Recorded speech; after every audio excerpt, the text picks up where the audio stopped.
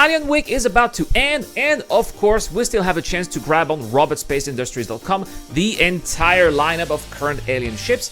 And while Terravan vessels seem to be favored by the community at this time, there are, however, other alternatives that the people of the verse seem to be using less, and these are precisely these ships that you will be discovering today in this video.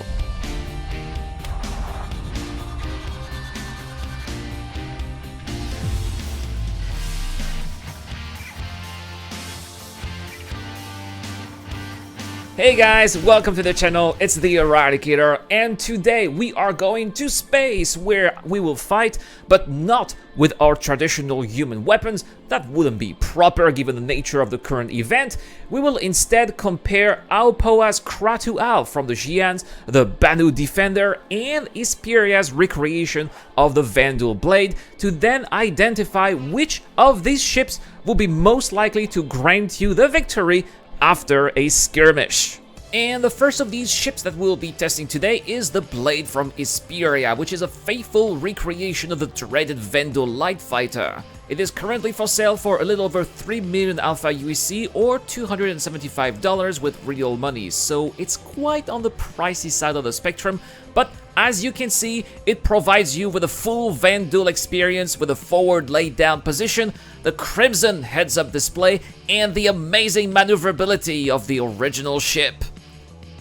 And when it comes to avionics, the Blade is equipped with a couple of size 1 all-stop shield generators, which are decent for what they are, as you're going to be seeing later, but especially it comes with a couple of size 3 Warlord cannons and a couple of size 2 Wasp repeaters, which will be packing quite a punch in the combat situation we'll get into later. It also has 8 size 1 Aero 1 missiles.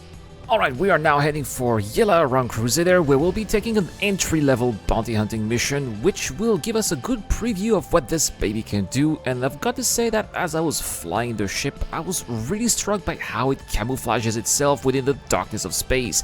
It's something that I had never thought of, and reveals, in my opinion, how tricky Vanduuls will be to destroy in the future, when we'll get access to systems closer to their territory. Well, I guess that now I'm gonna have to be fighting like a Vanduul because I'm being targeted by missiles. Yes, for some reason I have managed to escape that missile, so it looks like, yeah, maneuverability of the Esperia Blade is pretty decent, as I said before, and probably because maybe the shafts were working over. Alright, well, the target is in rage. Look at these cannons, very interesting. 2 different types of alien cannons here. Something called the Wasp, which is kind of like the equivalent of the ballistics, as you can see. Kind of fires like ballistics and seems to be having... Oh wow, already destroyed here. Target destroyed, there goes our bounty, but looks like we're gonna have its wingman as well. Oh, it's just a Mustang build. That shouldn't be that much of a hassle. So yeah, these are the ballistic cannons, but they're not really ballistic, they replenish themselves like lasers, so that's very practical. There's another one called the Warlord, which will be more like the equivalent of your laser repeaters. I gotta say that the visibility in the inside is not fantastic, so that's why I'm kind of enjoying also the outside. Not a very maneuverable fighter. I mean, quite maneuverable, but not as maneuverable as some of the other alien ships that we are accustomed to. This is the very first time, by the way, that I am flying a Blade or any type of Vanduul ship, so kind of discovering this with you guys and giving my first impression, and so far I gotta say that I'm having a really good time and a lot of fun flying this very exotic ship for sure, that I got thanks to all of the referral. You guys have been using the referral codes, and you guys are making this video possible, so thank you so much, by the way. You can see the camouflage here, the metal materials used here for this ship. Very unique again, not something that we often see in the verse. Now, as I said, the struts are pretty thick, a pretty big piece of metal here over my head, so visibility in the Blade is definitely not the best there is when it comes to combat ship. It almost feels like an anvil ship in terms of lack of visibility. Anyway, I think I got this guy corner here, is just in front, so as soon as we are done here with the laser repeaters, we'll do the ballistics, and there we go. Well, I've got to say that this was some of the most fun I've had in an alien ship. I'm genuinely impressed with what I've just experienced. Next, we'll get on board a ship that makes up the security forces of humanity's mercantile friends, the Banu Defender. Obviously, this ship has its own style, which has been an acquired taste for me, but over the years I have learned to appreciate it, and especially because of how much of a detailed piece of art this ship is. It is currently available for sale for 2.8 million of USD or $220 with real cash. But is it as great a combat ship as it is as being a piece of ornament? Well, this is what we're going to find out, this time with something a little bit more challenging, as it is a heavier ship after all, so we will take a combat beacon.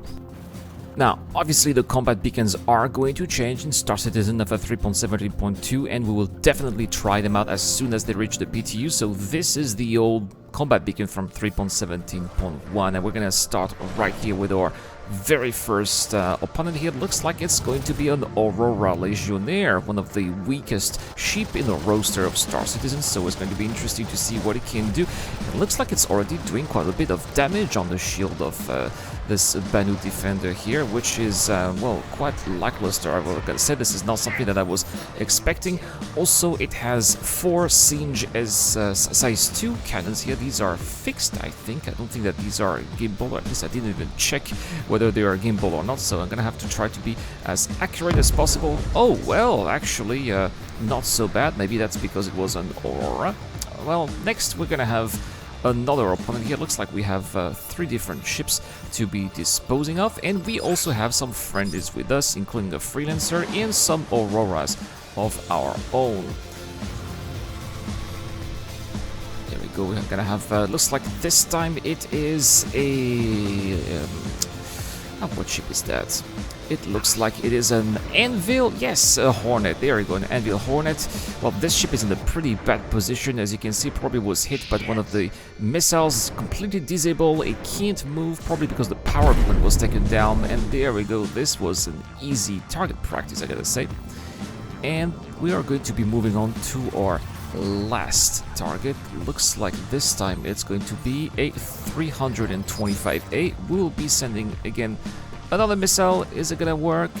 No, for some reason it's bugged and it doesn't work. That's fine, we'll be we'll be taking it down with our siege lasers. Looks like our friends here are sending lasers on their own. They have missed as well, probably because of some countermeasures.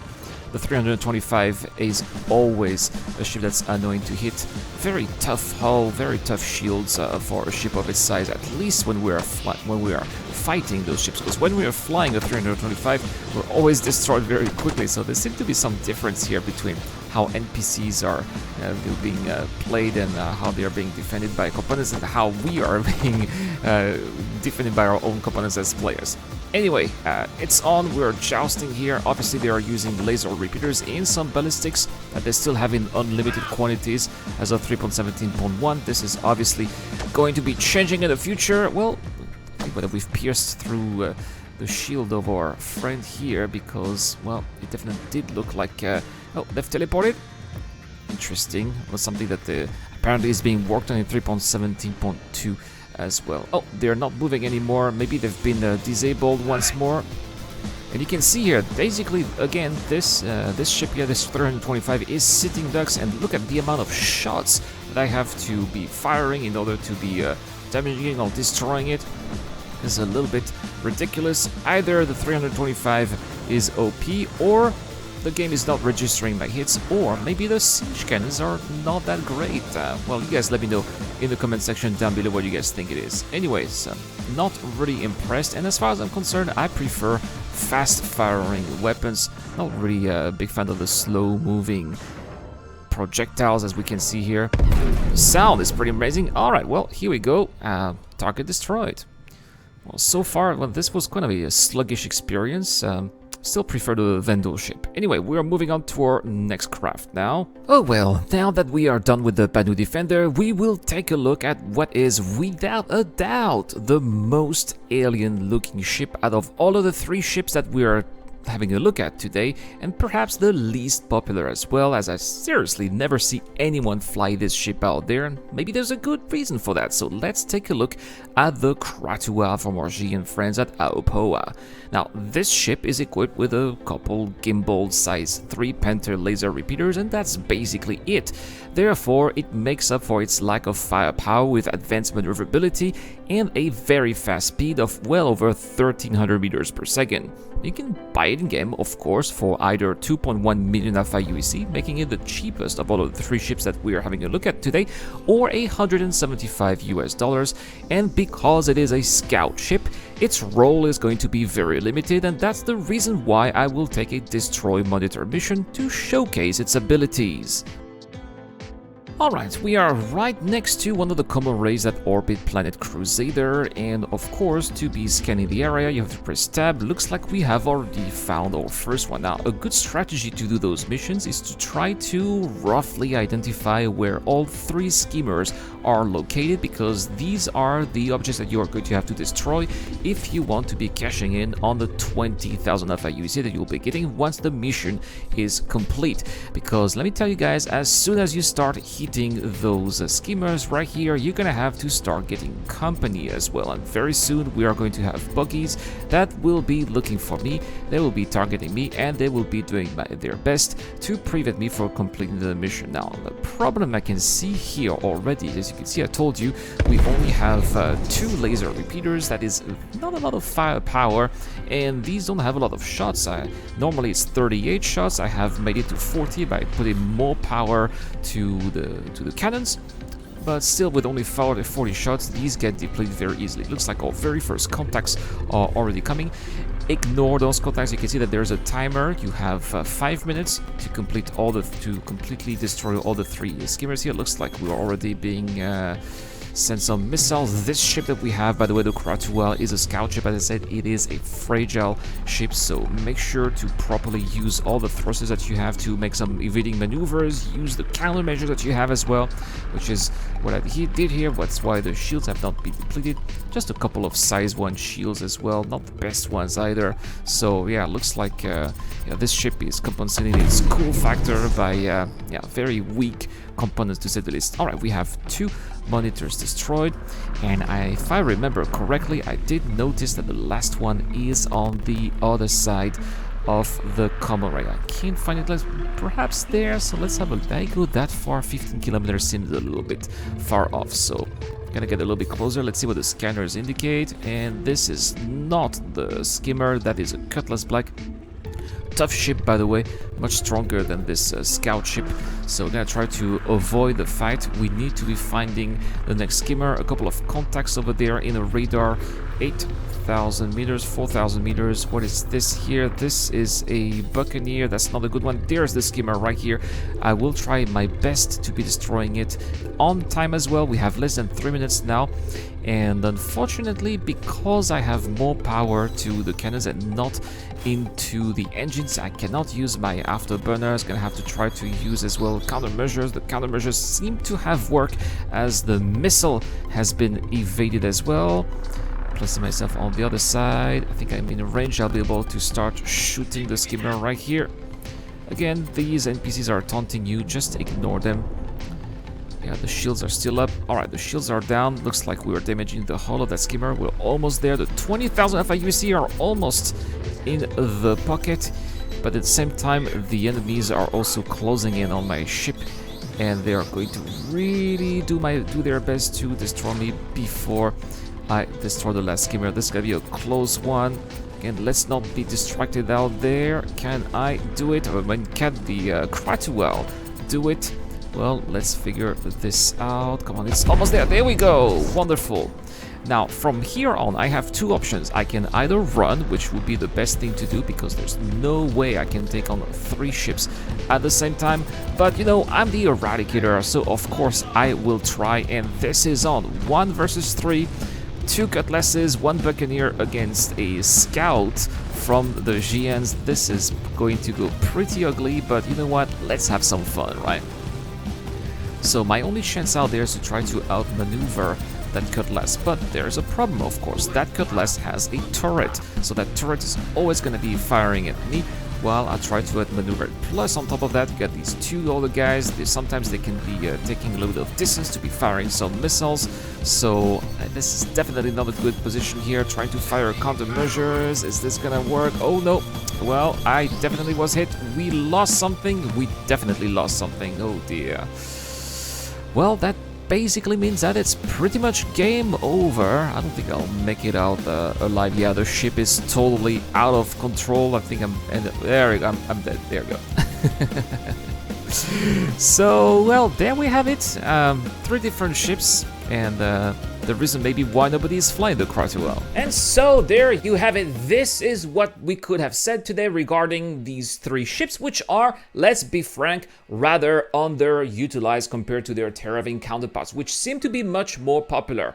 We often see the talent in PvP combat situations, and as far as I'm concerned, I am not a big fan of flying alien ships. I find them overpriced for what they have to offer, but they do offer some alien flair that give us a preview of what we'll get to experience in the future when alien races will be part of the game. But let me know in the comment section down below, guys, which of these 3 ships have been your favorite. Do you prefer to fly perhaps another alien ship or no alien ship at all? Let me know in the comment section down below. And if you subscribe to the channel, you get to win a whole A, thanks to Dr. Fobin. Also, a big thank to my Patreon and Join Button members. I know that it sounds cliche, but without their support, I really wouldn't have been able to make all this kind of content, especially the content I have been doing recently. They're always pushing me to go forward and innovate, and I will never thank them enough for that. And if you too want to be involved and help me out, the links are in the description down below. Thank you so much for watching, guys. As always, thank you so much to Dr. Fobin, Captain Snake, Geek Citizen, Eric Ohm, and the DJ Don. It's the Eradicator. I will see you guys later.